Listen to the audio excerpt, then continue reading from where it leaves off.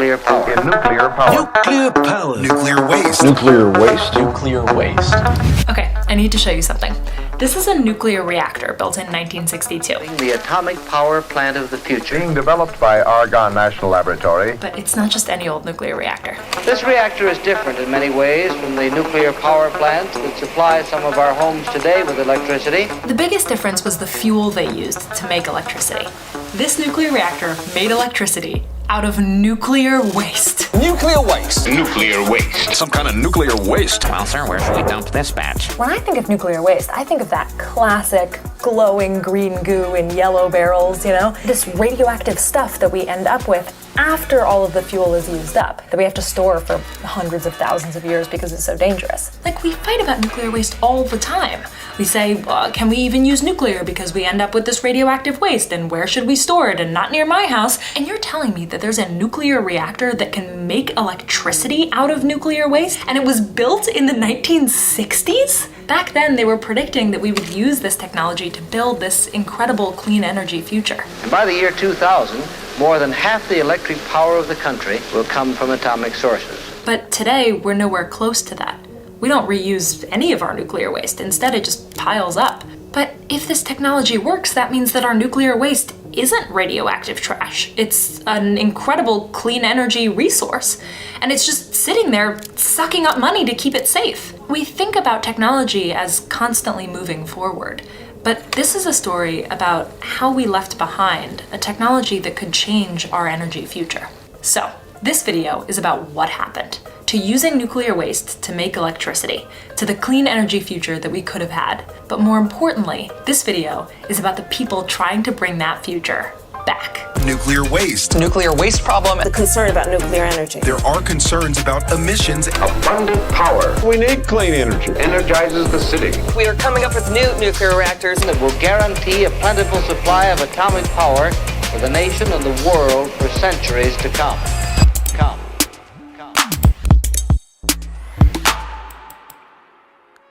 I first got obsessed with this topic because a couple of weeks ago, my friend and fellow video journalist Johnny Harris called me up and he asked me for some help on a video that he was making all about nuclear power. Let's do this. I'm going to go down the rabbit hole on why people are afraid of nuclear energy. What are the events and the things that freak us all out? And I kind of want you to do the opposite. To look at, like, is there a future for this technology, and should we actually be as afraid as we are? So I started to dig into it. And as part of my research process into nuclear power, I got invited to go visit one of the largest and oldest national research centers in the United States. Here we are. This is Argonne National Laboratory. We're gonna get to go see the research that they're doing. And they have been doing research on nuclear power since, like, before I was born. Hold on. Do you recognize that name? Argonne National Laboratory. Yeah, this was the same national lab that developed that incredible old nuclear waste recycling reactor. But I didn't know that yet. So we go on this incredible tour. It's awesome. I'm learning a ton. I'm thinking, oh my God, I'm gonna be so overprepared to talk to Johnny about nuclear power. And on this tour with me are these two people from Oklo, which is a company that's working on new kinds of nuclear reactors. And at the end of the tour, I'm sitting with them under this big tree, and one of them says something that just short circuits my brain. So we're actually working with Argonne closely on how to recycle existing nuclear waste in the US. There's enough used fuel to power the country for the next 150 years. Wait, I'm sorry, what? There is enough used fuel in the country, in the US alone, to generate power for the country for the next 150 years. There's enough used fuel, meaning nuclear waste, in the US to power the country for 150 years. Like, you can see me not believing her. I think it's some fake math. Like, maybe technically there's enough energy there, but like we could never really use it. We don't know how to do that. Whereas like when they say, you know, geothermal, you could power the earth for like thousands of years if we could get all of the energy out of the earth. It's like, yeah, well, we don't know how to do that. Do we know how to? Yeah, we just don't have the commercial facility to do so, but the technology is there. Experts differ on the exact number of years here, but they agree that the nuclear waste we have now could be used as a large energy source based on technology that we've already built. But it gets even better. If you reuse that nuclear waste, especially if you reuse it more than once, you can dramatically cut down on the amount of time that the waste after all of that's done is radioactive for. So the amount of time that we have to store our nuclear waste. The problems are cost and global politics, not fundamental technology. Here we go. By the time I got to DC to talk to Johnny about this, I was obsessed. Hello, good morning. Welcome to our studio.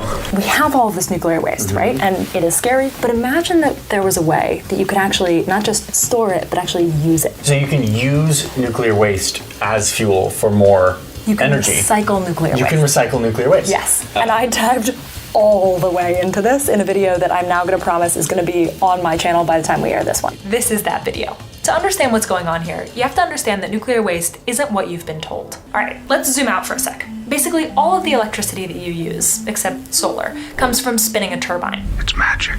Most of the time inside a power plant, what you're really doing is you're heating up a liquid into steam and using that to spin the turbine. The most common way to do that is still burning stuff near it. That's fossil fuels.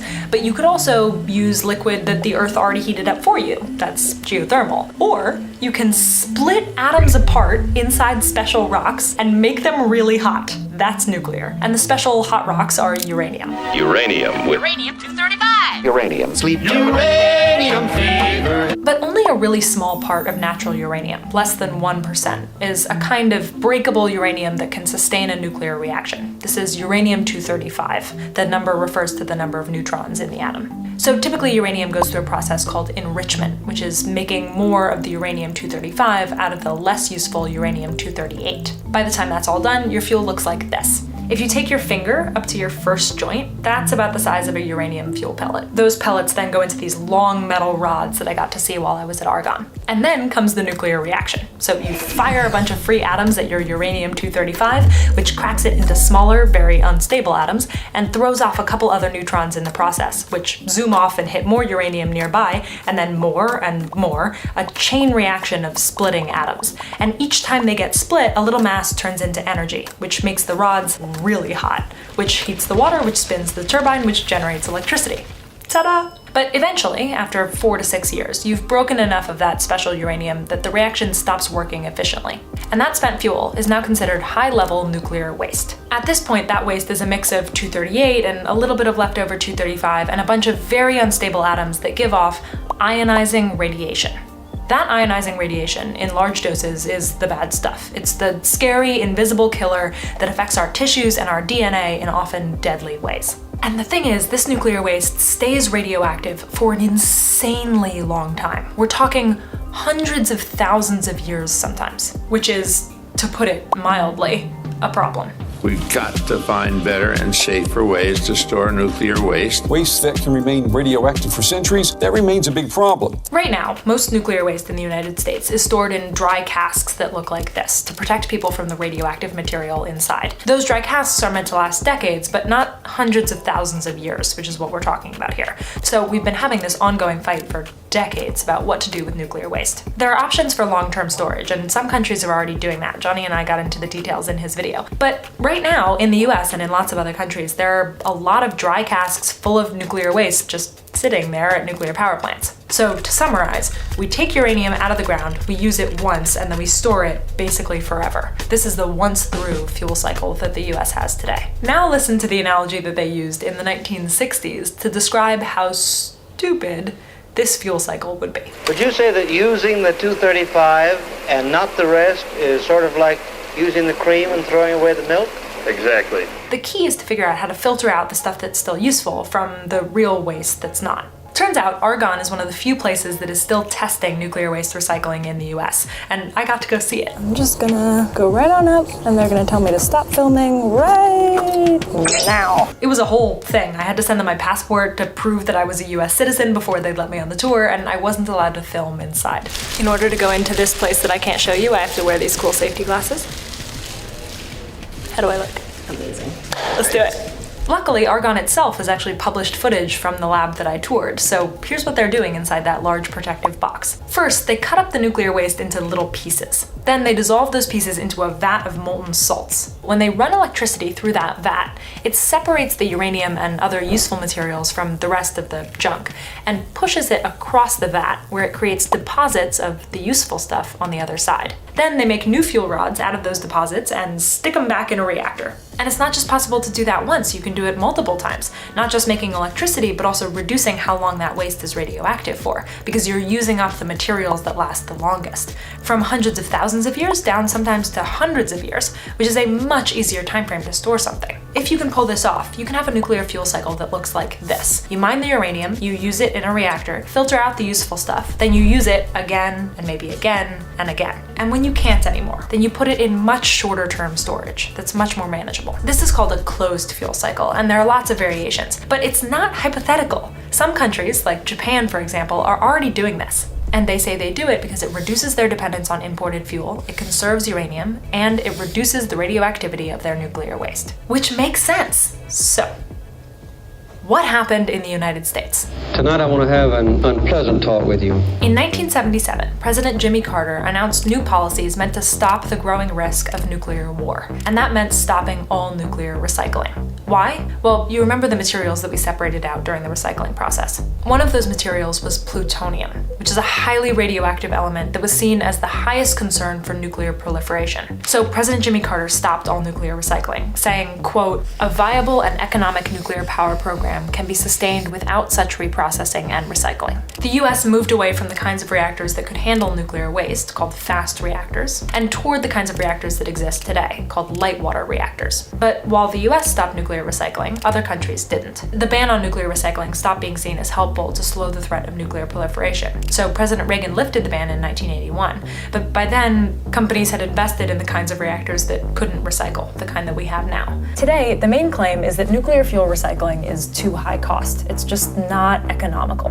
And that's true compared to using new uranium, which has been cheap and plentiful. What incentive did anyone have to recycle their fuel? But those incentives are changing. The combination of wondering whether global conflict will cut off fuel supply, and the recognition that we need more clean energy in as many ways as possible, as fast as possible, has started to wake people up to a technology and a dream that we'd left behind. We are not far off from it. We're not talking about a technology that we're dreaming of, that we hope can work. We're talking about technology that has already been demonstrated before and proven. We just need to commercialize it. There is a lot to figure out and a long way to go. But if we can recycle nuclear waste, I think it says something profound about what we as humans are capable of. Splitting atoms, sure, but I mean something much more simple. Changing our minds and overcoming our fears. To use our resources and our technology and our ingenuity to make other people's lives a little bit better tomorrow than they are today. And this, of course, is just the beginning. Not only will atomic power be released, someday we will harness the rise and fall of the tides and imprison the rays of the sun. We have indeed just begun.